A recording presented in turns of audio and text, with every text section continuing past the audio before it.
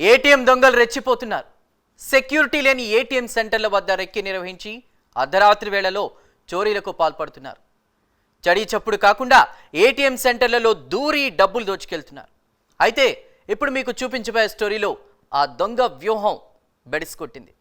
ఎంచక్క ఏటీఎంలో ఉన్న డబ్బు మొత్తం కొల్లగొట్టుకెళ్దామని అనుకుంటే డామిట్ కథ అడ్డం తిరిగింది. మరి ఆ దొంగ వ్యూహం ఎలా బెడిసికొట్టిందో తెలుసుకోవాలంటే ఈ స్టోరీ చూడాల్సిందే. మరి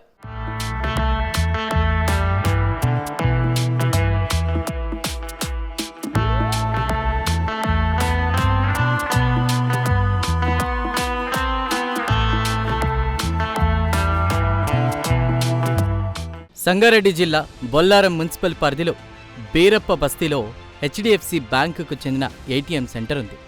ఉదయం 3 గంటల ప్రాంతంలో ఒక గుర్తు తెలియని వ్యక్తి ఏటీఎం సెంటర్లోకి దూరాడు. ఏటీఎం పగలగొట్టి అందులోని డబ్బులు కొల్లగొట్టడానికి విఫలయత్నం చేశాడు ఆ దొంగ. ఏటీఎం మిషన్లోని కింది భాగాన్ని తొలగించేందుకు తెగ ప్రయత్నం చేశాడు. అయితే ఆ దొంగ ఏటీఎం మిషన్ కింది భాగాన్ని తొలగించే ప్రయత్నం చేస్తుండగానే ఒక్కసారిగా అలారం మోగింది. దాంతో ఆ దొంగ కంగు తిన్నాడు. భయంతో ఏటీఎం సెంటర్ నుండి పరుగులు తీశాడు. ఆ దృశ్యాలన్నీ ఏటీఎం సెంటర్లో సీసీటీవీ ఫుటేజ్లో నమోదయ్యాయి. ఈ విషయాన్ని గుర్తించిన బ్యాంక్ సిబ్బంది పోలీసులకు సమాచారాన్ని అందజేశారు.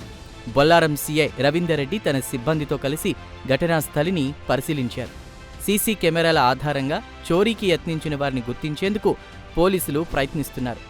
ఏటీఎంలోని నగదు చోరీ కాలేదని సీఐ వెల్లడించారు. ఆ చోరీ యత్నం ఘటనపై పోలీసులు కేసు నమోదు చేసుకుని ప్రస్తుతం దర్యాప్తు చేస్తున్నారు.